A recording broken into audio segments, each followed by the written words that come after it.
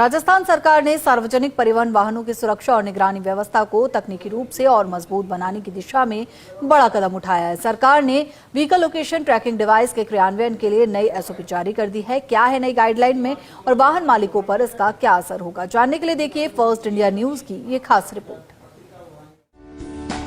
राजस्थान में सार्वजनिक परिवहन वाहनों की सुरक्षा और निगरानी व्यवस्था अब और अधिक मजबूत होगी। इसके लिए राज्य सरकार ने व्हीकल लोकेशन ट्रैकिंग डिवाइस के क्रियान्वयन के लिए नई स्टैंडर्ड ऑपरेटिंग प्रोसीजर जारी की है। VLTD एसओपी जारी होने से प्रदेश के हजारों वाहन स्वामियों को बड़ी राहत मिली है। VLTD के अभाव में परमिट नहीं बनने से वाहन स्वामी खासे परेशान थे, क्योंकि वाहनों के चालान बनाए जा रहे थे।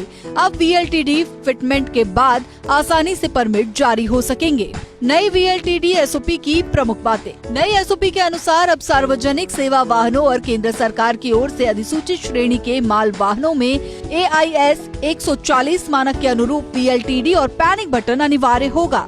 भविष्य में बिना सक्रिय VLTD के वाहन पंजीकरण, फिटनेस, प्रदूषण प्रमाण पत्र यानी PUCC परमिट जारी करने और परमिट के नवीनीकरण जैसी सेवाएं प्रभावित होंगी। एसओपी के तहत नए वाहन पंजीकरण, स्वामित्व हस्तांतरण, फिटनेस और PUCC के दौरान वाहन 4.0 पोर्टल पर VLTD का ऑनलाइन सत्यापन अनिवार्य किया गया है। जिन श्रेणियों में यह व्यवस्था पहले से लागू है, वहां तत्काल प्रभाव से नियम लागू रहेंगे, जबकि अन्य श्रेणियों में इसे चरणबद्ध तरीके से लागू किया जाएगा। सुप्रीम कोर्ट के निर्देशों की अनुपालना में 15 जून 2026 से राष्ट्रीय परमिट वाले सभी माल वाहनों और खतरनाक वस्तुओं का परिवहन करने वाले N2 और N3 श्रेणी के वाहनों में भी VLTD अनिवार्य। एसओपी में वाहन मालिकों को सुविधा देते हुए कहा गया है कि वे राज्य सरकार के पोर्टल पर सूचीबद्ध किसी भी AIS 140 प्रमाणित OEM से VLTD लगवा सकेंगे। डिवाइस का मॉडल, IMEI, सिम विवरण और अन्य तकनीकी जानकारी राज्य के VLTD बैक एंड पोर्टल पर ऑनलाइन दर्ज कराना अनिवार्य होगा।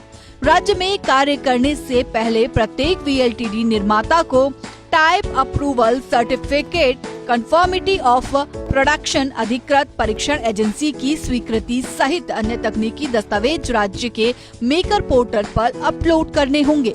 COP की वैधता समाप्त होते ही संबंधित मॉडल का फिटमेंट स्वतः बंद होगा। नई एसओपी में OEM कंपनियों के लिए नियम। नई एसओपी में OEM कंपनियों के लिए वित्तीय प्रावधान तय।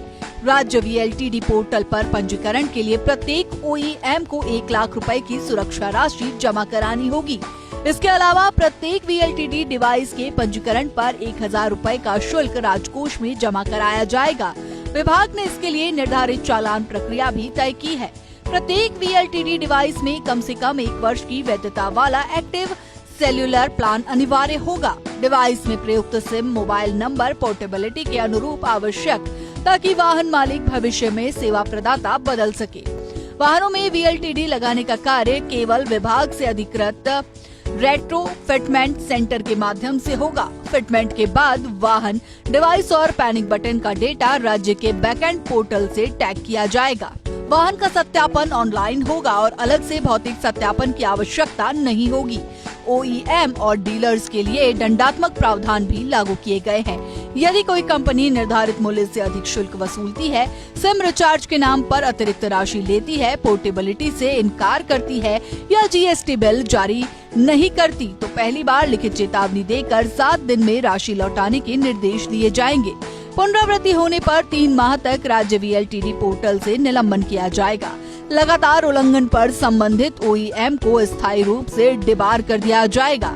उसकी सूचना सड़क परिवहन एवं राजमार्ग मंत्रालय को भेजी जाएगी। फर्स्ट इंडिया न्यूज के लिए शिवेंद्र सिंह परमार की रिपोर्ट।